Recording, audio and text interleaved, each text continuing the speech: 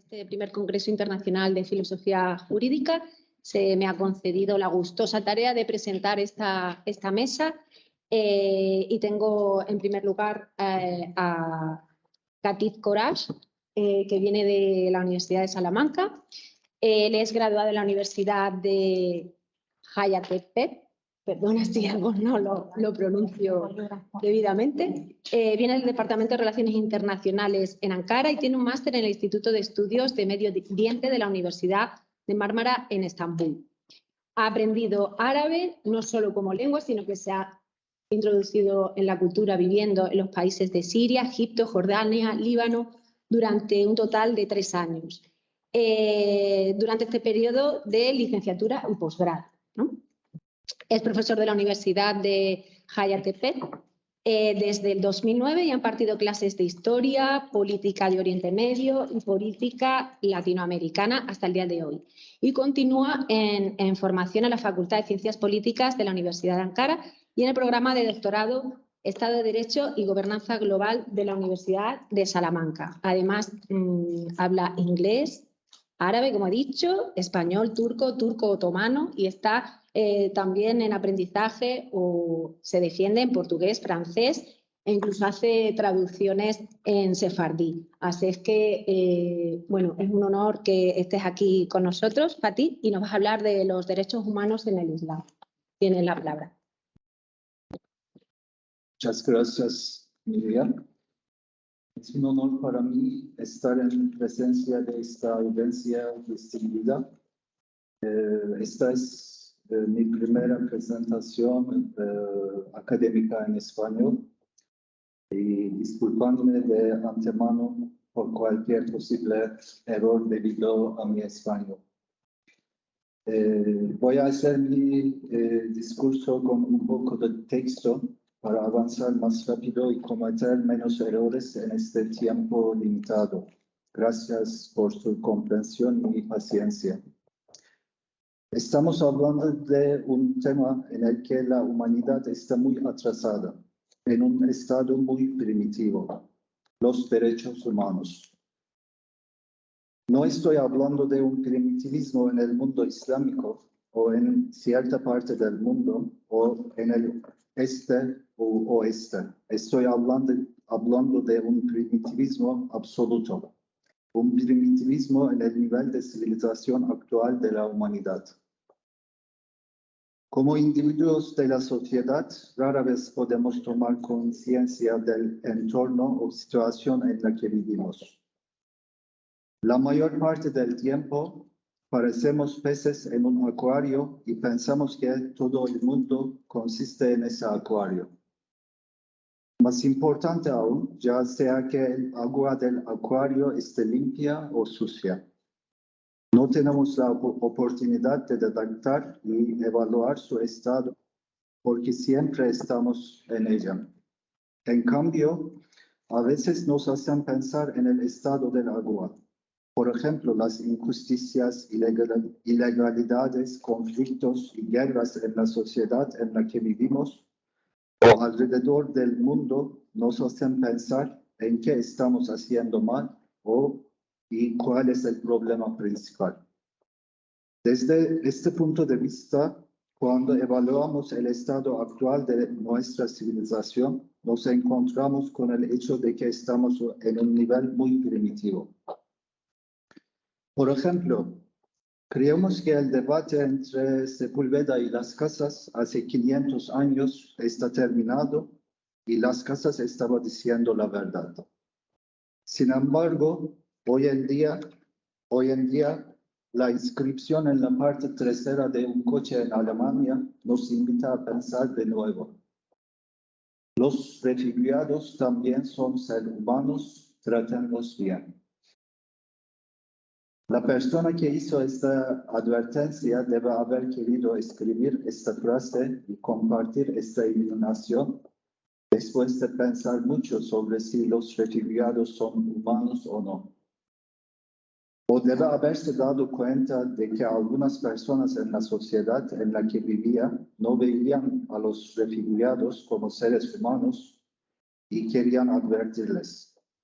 Sea como fuere, el debate entre Sepúlveda y las casas continúa hoy en día.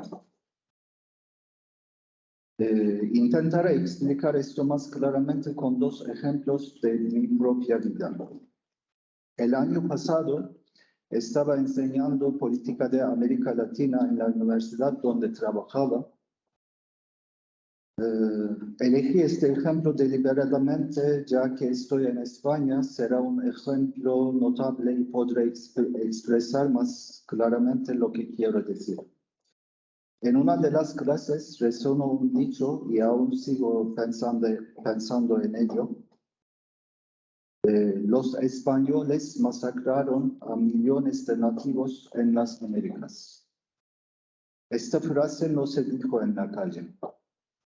Fue una frase pronunciada en una universidad de Turquía en una clase con candidatos a embajadores. Y fue un ejemplo de lo sucio que está el acuario en el que vivimos, de lo primitivos que somos. ¿Por qué?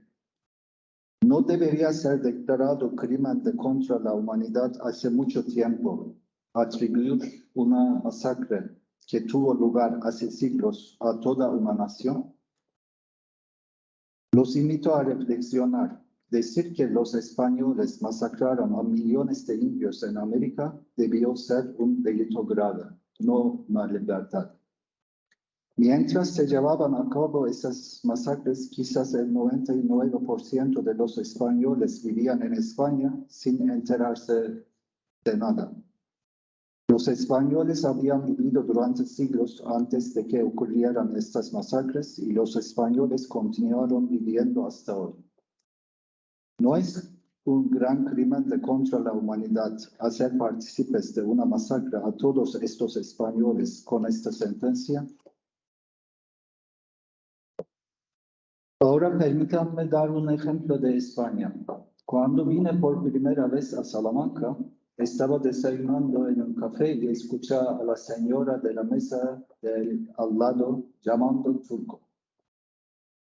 Me volteé sorprendido hacia la señora porque yo era turco, pero ella no me llamaba.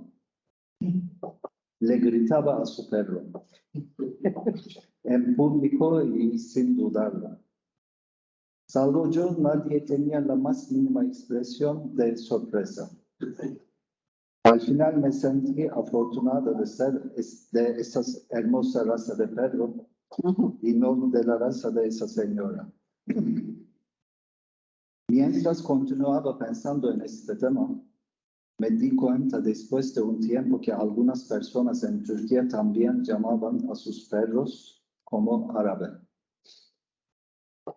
Y no entendí completamente qué tan malo era eso hasta que una señora en España llamó a su perro como turco. Mi llegada a España me mostró el estado del acuario en el que vivo, en el contexto de este ejemplo. Y por eso, mientras se investiga cualquier tema, es muy importante investigar qué significa ese tema en otras sociedades. Creo que por eso me pidieron que diera un discurso sobre los derechos humanos en el Islam en esta conferencia y lo encuentro muy significativo. Antes de abordar el tema de los derechos humanos en el derecho islámico, debemos ver qué es humano en el Islam. Las explicaciones sobre la creación humana en el Islam revelan la naturaleza del humano en la religión. Según el Corán, el antepasado de toda la humanidad es Adán. Dios creó el cuerpo de Adán desde la tierra, pasando por varias etapas, y le dio vida al soplar su propia alma. Entonces le enseñó los nombres, los atributos de Dios, y lo hizo su califa en la tierra. Aquí califa es, en su definición más simple, significa representante. La persona con los mismos poderes que la persona que representa. No es posible entrar en muchos detalles aquí, pero es un concepto diferente al de califa, que es el gobernante supremo del país islámico. Como puede observarse en la explicación del Corán, no hay una aportación cierta que diga que Dios solo dio algo de su espíritu a una comunidad específica. Ni se menciona la restricción de que solo un pueblo es su califa. Por el contrario, se afirma que desde la creación del hombre, el hombre es el califa de Dios. Por lo tanto, se puede destacar que en la fe islámica cada hombre es digno de respeto por ser el califa de Dios.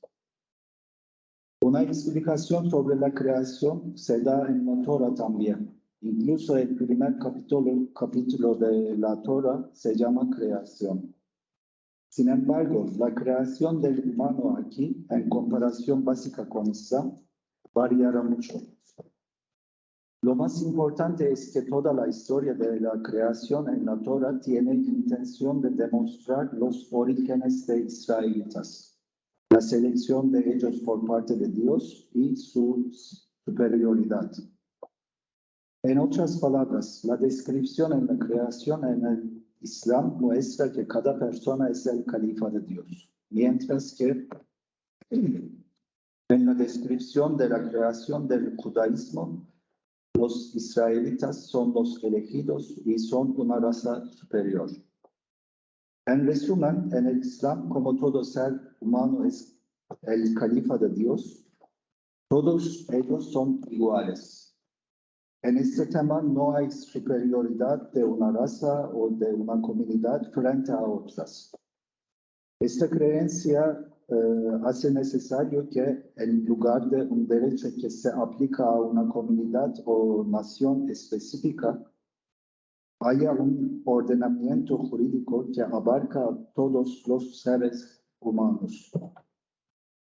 En otras palabras, la ley islámica no es solo válida entre los musulmanes. Más allá de ser un orden jurídico entre ellos, implementa un sistema legal que regula sus relaciones con otras comunidades de no musulmanes.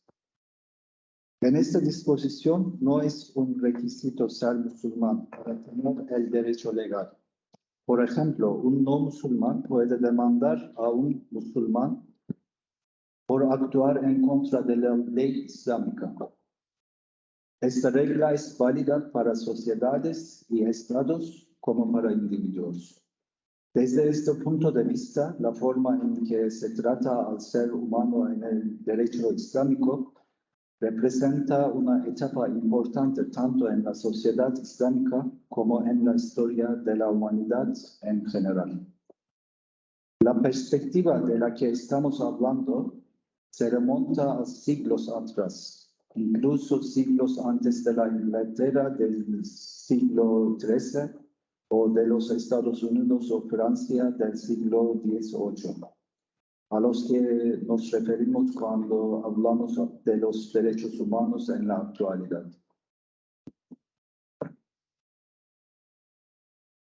El convenio de Medina en la época del profeta Muhammad y el sermón de despedida pronunciado por él durante su peregrinación son unos documentos históricos muy importantes en términos de derechos humanos. Los derechos humanos en el Islam se construyen en gran parte sobre estos dos importantes documentos. Aquí debo enfatizar una y otra vez que no apoyo la opinión de que una creencia es superior a otra, ni apoyo teorías que afirman ser superiores a Occidente. Pienso que son productos de un complejo de inferioridad que ignora su propio atraso. Lo que defiendo aquí, ya a lo largo de mi vida académica, son verdades comprobables. Y la religión es un medio, no es un fin, y lo principal es el ser humano. En este contexto hay gente buena y gente mala, y ellos utilizan religiones, ideologías, pensamientos según sus propósitos.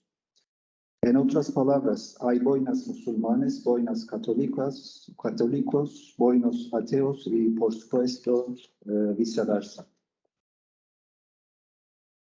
Y creo que el desarrollo de la civilización es un fenómeno al que contribuye toda la humanidad.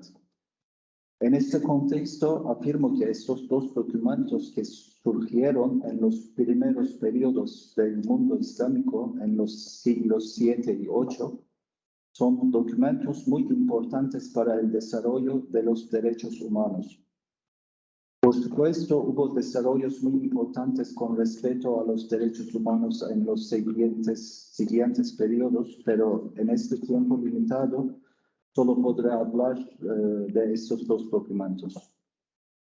En el año 622, el profeta Mohammed convocó a un representante de cada una de las tribus. En la reunión se decidió fundar una ciudad-estado en Medina. Para su gobierno se preparó un convenio que aclaraba los derechos y responsabilidades tanto del gobernador como de los ciudadanos. Contemplaba la tolerancia hacia los ciudadanos no musulmanes y limitaba el poder del Estado. El texto original, compuesto de 52 artículos, ha llegado hasta nosotros de forma íntegra. Todos los asistentes, musulmanes, árabes, politeístas, judíos y cristianos, que serían los pilares del Estado por construir, aceptaron este convenio. En el texto se pusieron por escrito los principios fundamentales para la ordenación necesaria de cuestiones como las alianzas, los derechos y las responsabilidades recíprocas o la impartición de justicia en la sociedad de Medina. Llama la atención que también se legislara sobre qué hacer ante las posibles disputas que pudieran surgir entre los ciudadanos y el gobierno de la ciudad. En otras palabras, por primera vez quedaba regulado por escrito los derechos y deberes tanto del gobernador como de los ciudadanos. En resumen, este convenio establece los siguientes principios que se consideran en el contexto de los derechos humanos en la actualidad. El convenio de Medina contiene disposiciones que garantizan la seguridad de la vida, la propiedad y el honor de todos, independientemente de su religión o raza. Se aplican las mismas disposiciones legales a todos, independientemente de su religión. Tales disposiciones se consideran dentro del ámbito del ser humano. En este convenio se ve que existe un principio de igualdad entre las diferentes comunidades y el principio de individualidad de delitos y penas fue claramente establecido. Se reconoció la libertad de religión para todos. Se escribieron uno a uno los nombres de todas las comunidades incluidas en el convenio y se aceptaron sus identidades religiosas y étnicas. Cuando miramos el sermón de despedida pronunciado en el año 632, los derechos mencionados en el convenio de Medina se enfatizan nuevamente. En este discurso se declaró que los seres humanos son iguales independientemente de su raza, color, idioma y creencias. Aparte de esto, se hizo hincapié en algunos temas como los derechos y obligaciones económicos y los derechos de las mujeres. Hoy, aunque a primera vista puede parecer que el mundo islámico no tiene un historial muy bueno en materia de derechos humanos, Quisiera concluir mi discurso llamando la atención sobre una situación de facto que Occidente debería respetar frente al mundo islámico. Viví en muchos países del Oriente Medio durante muchos años y realicé investigaciones allí. En todos estos países me encontré con muchas comunidades no musulmanas que eran descendientes de sus antepasados que habían vivido allí durante siglos. Por poner un ejemplo, antes de la guerra civil que aún hoy continúa, más de 20% de la población de Damasco era cristiana. Durante los siglos 7 y 8, cuando fue capital del califato, más de 80% de la población de Damasco no era musulmana. Muchas comunidades no musulmanas continúan viviendo en El Cairo, Estambul, Bagdad o otras ciudades y regiones en la actualidad. Por supuesto, a lo largo de su historia de más de 1400 años, en algunos periodos ha habido conflictos de origen religioso y étnico en el mundo islámico. Sin embargo, el panorama actual muestra que cuando se trata de cuestiones fundamentales de derechos humanos, como el derecho a la vida, la libertad de creencias y de conciencia, la civilización islámica debe investigarse. Muchas gracias por escucharme y por su paciencia. Ha sido un gran placer estar entre ustedes y espero que nos encontramos nuevamente en otras ocasiones. Muchas gracias.